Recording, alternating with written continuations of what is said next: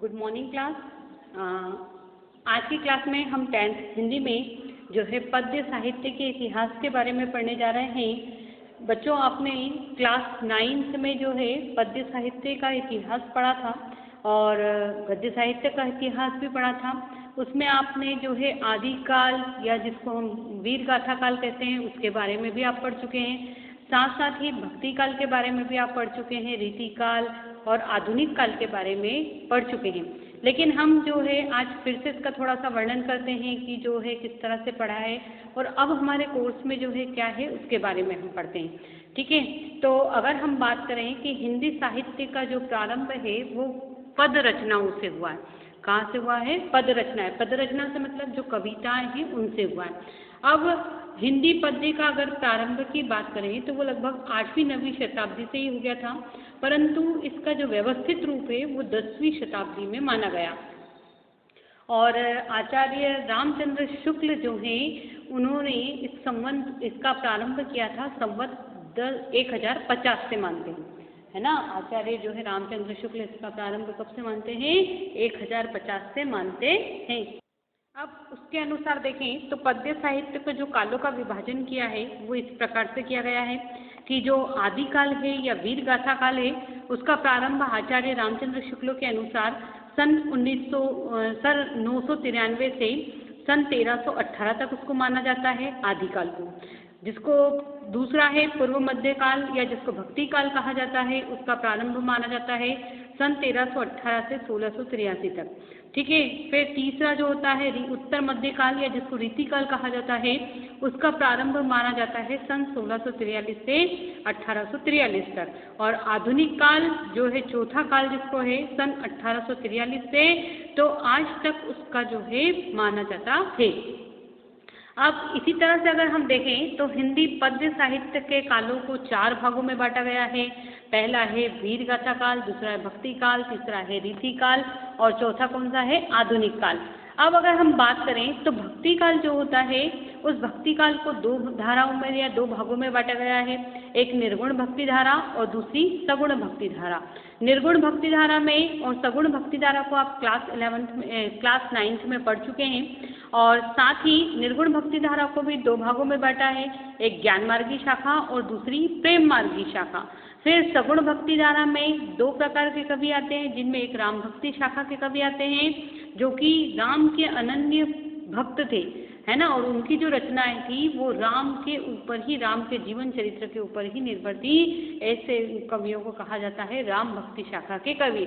और कृष्ण भक्ति शाखा के कवि जो है जिन्होंने अपनी रचनाओं में श्री कृष्ण की लीलाओं का वर्णन किया है वो कृष्ण भक्त शाखा के कवि।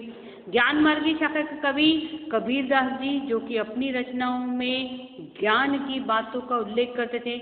और प्रेम मार्गी शाखाओं के अंतर्गत ऐसे कवि जिन्होंने प्रेम के द्वारा जो है अपने जीवन को आगे बढ़ाने के मार्ग को अपनाया है। और आधुनिक काल में अगर हम देखें तो आधुनिक काल में जो युग बटे हैं उसमें पहला युग है भारतेंदु युग, दूसरा है द्विवेदी युग, तीसरा है छायावादी, चौथा प्रगतिवादी और 5वां है प्रयोगवाद या नई कविता के बारे में वर्णन है। ठीक है, अब हम पढ़ेंगे रीति काल या आधुनिक काल के बारे में। अब रीति काल या आधुनिक काल के बारे में हम क्यों पढ़ेंगे? क्योंकि क्लास 9th में जो है हम पढ़ चुके हैं कौन सा काल? वीर गाथा काल। और साथ साथ ही वीर गाथा काल के साथ भक्ति काल के बारे में भी हम पढ़ चुके हैं। अब अगर हम बात करें तो हिंदी पद्य साहित्य का जो उत्तर मध्य काल है उसी को रीति काल नाम दिया गया और इसका जो प्रारंभ है वो 1643 से 1843 के बीच का माना गया है। इस काल में जितने भी मुसलमान जो राजा थे उनका शासन था और दरबार में जो है ज़्यादातर जो है नर्तकियाँ या सुर सुंदरियों का बोलबाला था। और इसी के कारण जो है नारी जो है सिर्फ विलासिता की वस्तु बनकर रह गई थी और कवि का जो ध्यान है वो नारी के जो है लावण्य, उसकी कोमलता तक ही सिमट कर रह गया था। विलासिता की प्रधानता के कारण भक्ति भावना पूरी तरह से मंद पड़ चुकी थी। बाल विवाह, बहु विवाह, अनमेल विवाह आदि कुप्रथाएं जो हैं इस समय में जन्म ले चुकी थी। अधिकांश कवि जो थे वो राजा के आश्रय में रहकर काव्य रचना कर रहे थे। है ना। और इस समय जो है दो काव्य धाराएं उभर कर आई, एक है रीतिबद्ध काव्य धारा और दूसरी है रीति मुक्त काव्य धारा। अब रीतिबद्ध काव्य धारा किसे कहते हैं? तो रीतिबद्ध काव्य धारा ऐसी रचना है जिसमें रीति की प्रवृत्ति से बनकर काव्य रचना करने वाले कवि रीतिबद्ध काव्य धारा के कवि कहलाते हैं। मतलब उन्होंने कुछ अपनी रीतियों से बंध गए और उसी से अपनी रचना करने लगे, है ना। इसमें अधिकांशतः लक्षण ग्रंथों की रचना की, जैसे केशव है, मतीराम है, चिंतामणि, बिहारी, सब इसी धारा के कवि हैं। और इन कवियों ने श्रृंगार रस की जो है प्रधानता इनकी रचनाओं में ज़्यादा दिखाई देती है। रीति मुक्त काव्य धारा के जो कवि हैं उनकी प्रवृत्ति जो है स्वच्छंद होकर काव्य रचना करने वाले जितने भी कवि थे वो रीति मुक्त काव्य धारा के कवि कहलाए। उन्होंने स्वच्छंद प्रेम को स्वाभाविक अभिव्यक्ति जो है वो प्रदान की और उन्होंने जो है लक्षण ग्रंथों की रचना नहीं की और न ही लक्षण ग्रंथों का प्रभाव इन पर पड़ा। अब इसमें जो मुख्य कवि हैं वो हैं घनानंद, बोधा, ठाकुर, आलम, ये इन्हीं के कवि हैं। और इस काव्य में भी जो है रीतिबद्ध और रीतिमुक्त दोनों काव्यों में जो प्रधान रस रहा है वो श्रृंगार रस रहा है। ठीक है, अब अगर हम बात करते हैं कि रीतिकाल की प्रमुख विशेषताएं कौन कौन सी हैं, तो रीतिकाल की सबसे प्रमुख विशेषता है श्रृंगार की, क्योंकि बात हम कह रहे हैं कि मुसलमानों का या मुस्लिम जो है शासकों का इस समय जो है राज्य रहा और उनके शासनकाल में जो है अनेक कुरीतियों का जन्म हुआ। तो इसी कारण से इस रीतिकाल की सबसे पहली विशेषता है श्रृंगारिता। रीतिकाल में प्रमुख जो रस था वो श्रृंगार रस था और इसी के कारण जो उनकी रचनाएं बनी, जो कवियों ने रचनाएं बनाई वो भी श्रृंगार प्रधान काव्य रचनाएं हुई। इन कवियों ने जो है नायक नायिका के सौंदर्य और प्रेम के हाव भावों का विस्तृत वर्णन किया है। उन्होंने संयोग श्रृंगार का वर्णन उनका में जो है उनका मन अधिक लगा है और वियोग वर्णन का जो है प्रमुखता जो है रीतिमुक्त कवियों के काम में देखी जाती है। दूसरा अगर देखें तो इनके काल के जो कवि थे उनका लक्ष्य जो है चमत्कार विधान के द्वारा जो है पाठकों को प्रसन्न करना था। राज दरबारों के जो विलासी थे वो वातावरण में एक दूसरे से बढ़कर जो है चमत्कारी काव्य रचना इस काल में हुई है। ठीक है, तीसरी अगर देखें तो भक्ति और नीति की बातें, तो रीतिकालीन काव्य में भक्ति और नीति का भी कहीं कहीं पर जो है वर्णन दिखाई मिलता है ना, और दिखाई पड़ता है। वीर रस की जो है रीतिकाल में श्रृंगार रस की प्रमुखता तो रही ही रही है, साथ साथ भी वीर रस का जो है प्रमुख वीर रस भी इस काल का जो है प्रमुख विशेषता रही है। भूषण, लाल और दूषण नाम के जो कवि हैं उन्होंने वीर रस प्रधान जो है रचनाओं का वर्णन किया है। अब इस काल की अगर प्रमुख भाषा की बात करें तो ब्रज भाषा इस काल की जो है प्रमुख भाषा रही है और उसमें बोलियों के शब्द भी आ गए हैं, कहीं कहीं बोलियों का प्रयोग भी किया गया है। साथ साथ ही माधुर्य गुण जो है इस युग की सबसे बड़ी विशेषता है। छंद और अलंकार की बात करें तो कवित्त, सवैया और छप्पय छंद का प्रयोग इस जो है रीतिकाल की रचनाओं में मिलता है।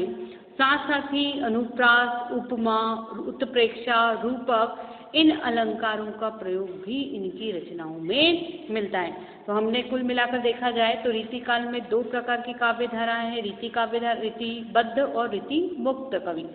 ठीक है, फिर इसकी विशेषताएं देखी जाए तो श्रृंगारिता, चमत्कारिता, भक्ति और नीति, वीर रस, ब्रज भाषा, छंद और अलंकारों के बारे में हमने पढ़ा है।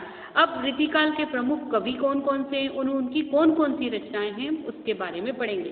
तो रीतिकाल के अगर सबसे प्रमुख कवि देखा जाए तो वो है केशव, और केशव की रचना है रामचंद्रिका, कवि प्रिया, रसिक प्रिया, वीर सिंह देव चरित्र, रतन बावनी और जहांगीर चंद्रिका, ये केशव दास जी की रचनाएं हैं। फिर भिखारी दास की अगर रचना देखें तो काव्य निर्णय, छंद प्रकाश, श्रृंगार निर्णय, रस सारांश, ये उनकी रचनाएं। मतीराम जी की अगर रचना देखें तो छंदसार, ललित ललाम, रसराज, लक्षण श्रृंगार, मतीराम सस्सई। भूषण की रचनाएं देखें तो शिवराज भूषण, शिवा बावनी, छत्रसाल, दशक, अलंकार प्रकार, ये इनकी प्रमुख रचनाएं। देव, रस विलास, भाव विलास, भवानी विलास और प्रेम चंद्रिका, प्रेम तरंग, ये देव की प्रमुख रचना है। बिहारी की अगर रचना देखें तो बिहारी की एकमात्र रचना है जिसका नाम है बिहारी सत्सई, और सिर्फ बिहारी सत्सई में ही 719 दोहे जो है बिहारी के हैं। ठीक है। फिर पद्माकर की बात करी जाए तो जगद विनोद, गंगा लहरी, पद्माभरण, राम रसायन, विरुदावली, ये पद्माकर जी की रचना है। सेनापति जो है नाम के कवि हैं, उनकी रचना है कवित्त रत्नाकर और काव्य कल्पद्रुम। घनानंद की रचना है सुजान सागर, विरह लीला, और रसनिधि की जो रचना है रत्न हजारा, विष्णुपद और कीर्तन विष्णुपद कीर्तन, सतसई और हिंडोला। इस तरह से हमने रीतिकाल के प्रमुख कवि और उनकी रचनाओं के बारे में पढ़ा। आपसे ये क्वेश्चन किया जा सकता है कि किसी रीतिकाल के प्रमुख 2 कवियों के नाम और उनकी रचनाएं लिखिए, या फिर किसी एक कवि का नाम दे दें और आपसे ऑब्जेक्टिव में पूछा जाए कि इन कवि की रचना कौन सी है, रामचंद्री का किसकी रचना है, या बिहारी की रचना कौन सी है, बिहारी सत्सई बिहारी की रचना है या नहीं है, सत्य सत्य में किसी भी तरह से ऑब्जेक्टिव में भी आपको इस तरह के क्वेश्चंस को जो है पूछा जा सकता है व्याकरण से संबंधित। अब आगे हम देखते हैं आधुनिक काल। तो आधुनिक काल का जो समय है वो सन 1843 से आज तक का जो समय है वो आधुनिक काल का समय ही माना जाता है। इसमें हिंदी साहित्य का बहुत ज़्यादा बहुमुखी विकास हुआ, क्योंकि इस काल में अंग्रेजों के शासन के विरुद्ध जन जागरण, समाज सुधार, नारी जागृति, हरिजनों का उद्धार, भाषा परिमार्जन आदि विषयों पर जोर दिया गया, ध्यान केंद्रित किया गया, और आधुनिक चेतना से युक्त होने के कारण ही इस काल को नाम दिया गया आधुनिक काल। और इस काल को जो है अलग अलग जो है युगों में बांटा गया है। सबसे पहला युग है भारतेंदु युग, फिर द्विवेदी युग, फिर छायावाद, प्रगतिवाद, प्रयोगवाद और नई कविता के क्रम में बांटा गया है। अब अगर हम बात करें भारतेंदु युग की, तो भारतेंदु युग जो है का प्रारंभ भारतेंदु हरिश्चंद्र के नाम से माना जाता है। ठीक है। और भारतेंदु युग का जो समय है वो 1843 से या 1900 तक माना जाता है। ठीक है। और इसमें अगर हम देखें तो विराट व्यक्तित्व के धनी जो है भारतेंदु हरिश्चंद्र के नाम पे ही इस युग का जो है नामांकन किया गया था। और इस काल के जो काव्य हैं उनमें जनचेतना, राष्ट्रीयता, समाज के उद्धार का जो है स्वर मिलता है। भारतेंदु हरिश्चंद्र, बद्री नारायण चौधरी, प्रेमधन, प्रताप नारायण मिश्र जो है ये इस काल के प्रमुख कवि हैं। ठीक है।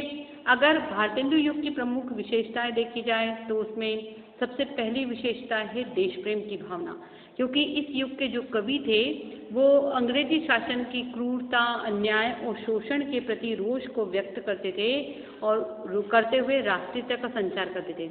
इसीलिए जो है उनकी रचनाओं में जो है किसका भाव मिलता था, देश प्रेम की भावना का प्रचार प्रसार मिलता था। फिर अगर देखें जन जीवन का चित्रण, तो भारतेंदु युगीन जितने भी कवि हैं उनमें कुरीतियों का, ये जो धार्मिक मिथ्याचार है या अंग्रेजी सभ्यता पर व्यंग, अकाल, महामारी, युग सत्य आदि जो है उनको स्वाभाविक रूप से प्रस्तुत किया गया है। प्राचीन और नवीन का जो है समन्वय अगर देखें तो इन कवियों ने जो है एक और राधा और कृष्ण का जो है भक्ति से परिपूर्ण सरस और मधुर शब्दों में छंदों की रचना की, तो दूसरी तरफ स्त्री शिक्षा, धार्मिक पाखंडों का उपहास करके नवीन विषयों का भी समावेश किया। ठीक है। अब अगला अगर हम देखें तो प्रेम, सौंदर्य और प्रकृति का अंकन, तो भारतेंदु युग में प्रेम, सौंदर्य और प्रकृति का विविध रूपों का वर्णन किया गया है। भाषा और अगर देखें तो भारतेंदु युग में ही पद्य की भाषा जो है वो ब्रज और गद्य की भाषा जो रही है वो खड़ी बोली रही है। छंद और अलंकारों की बात करें तो भारतेंदु युग में कवित्त, सवैया, रोला, छप्पय आदि छंदों का प्रयोग हुआ है। साथ ही अनुप्रास, रूपक, उपमा अलंकारों का प्रयोग किया गया है। अब हम बात करते हैं दूसरा युग जो है द्विवेदी युग की बात। तो द्विवेदी युग की जो समयावधि है वो 1900 से लेकर 1920 तक की मानी जाती है ना। और इनका जो नामांकन हुआ द्विवेदी युग वो महावीर प्रसाद द्विवेदी के नाम पर रखा गया। तो इस युग के जो प्रवर्तक हैं वो कौन है, महावीर प्रसाद द्विवेदी माने जाते हैं। ठीक है। और इस युग में ब्रज भाषा के स्थान पर खड़ी बोली का जो है काव्य के रूप में प्रयोग किया गया।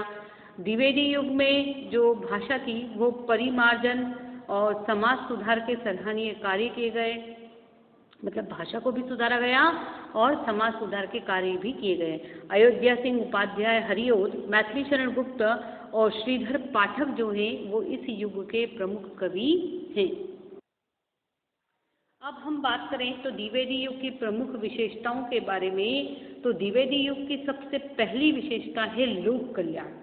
मतलब इस युग के जो कवि थे उन्होंने लोक कल्याण की भावना से प्रेरित होकर समाज की जो कुरीतियाँ थी, अशिक्षा, निर्धनता, सांप्रदायिकता और अत्याचार से मुक्त दिलाने का प्रयास किया अपनी रचनाओं के माध्यम से। ठीक है। दूसरा, द्विवेदी युग की जो रचनाएं कवि थे उनकी रचनाओं में भारत की महिमा का गायन करते हुए उन्होंने दास्ता, जो अंग्रेजों से जो हमको गुलाम हो गए थे, उसको मुक्ति दिलाने की प्रेरणा भी दी है। तो देश प्रेम की भावना भी जो है उनकी रचनाओं में मिलती है, द्विवेदी युग के कवियों की रचनाओं में।